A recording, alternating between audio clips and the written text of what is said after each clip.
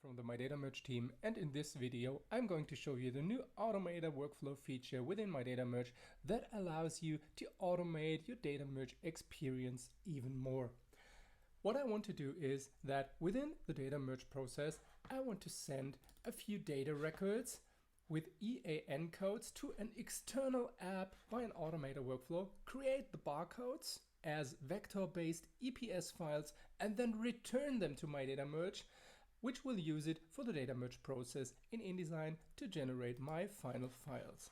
Therefore, I have my InDesign layout, which is a ladder with a few placeholders over here and the barcode placeholder over here.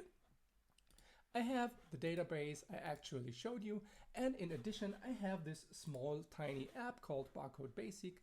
You can purchase it in Apple's App Store, and it allows you to generate quite a lot of different barcode types.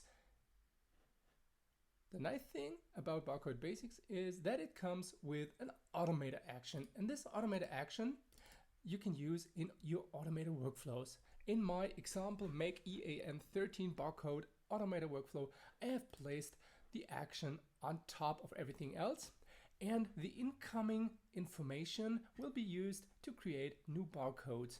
I have chosen the EAN 13 type over here, and I have chosen the EPS vector-based output over here. Then the files are sent to a folder I can select. I will choose my result folder, create a new folder called EAN 13 where I want all of my EPS barcodes to be placed in. I'll select this folder over here. And then the resulting file path of the barcode placed in the EAN 13 folder will be sent back to MyDataMerge, which will use it in the data merge process. So let's start it. New project, drop the layout, drop the database, import everything, and then we use MyDataMerge's AutoLink feature to connect all placeholders automatically with their data source columns except of the barcode. The barcode we will set up manually. I will choose replace with image and then select the new Automator workflow item.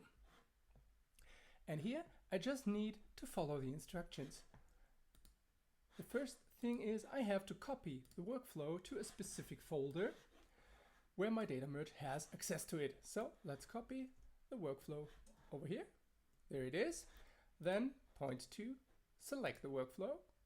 I'll choose make EAN 13 barcode workflow. And third thing is to configure input and variables.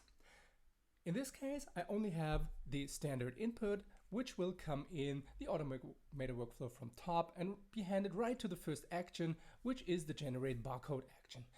In more complex workflows, you might need additional variables, and we will handle these in examples in another video.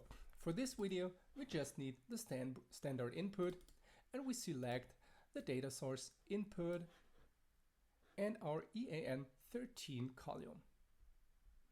There it is. And once you close this editor, you can update the preview. The barcode workflow will run once we granted access to the EAN folder, and then we will see the generated vector-based EPS files. And as you can see, there are already 2 of them in here, and if I click up the next preview, the next one will be rendered. So let's use these information and these data for an export.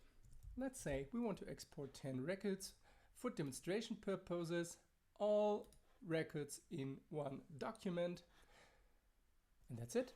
Let's go.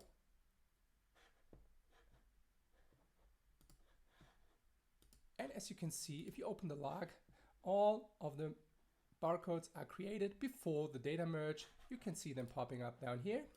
I will skip the rest of the merge. And that's it. Let's have a look. You can see here's the result folder, here's the final InDesign file, and here are the EAN codes, 10 pieces. And if we open the InDesign file, you can see you have an InDesign file with 10 different vector-based barcodes. This is one case where you can use Automator workflows from within InDesign to create content to merge to, but there is another case you can use Automator workflows within MyDataMerge, and you can post-process files after they have been merged. This will be taken care of in another video, so stay close, have a look, join our YouTube channel, and watch out for new videos from MyDataMerge. Thank you very much.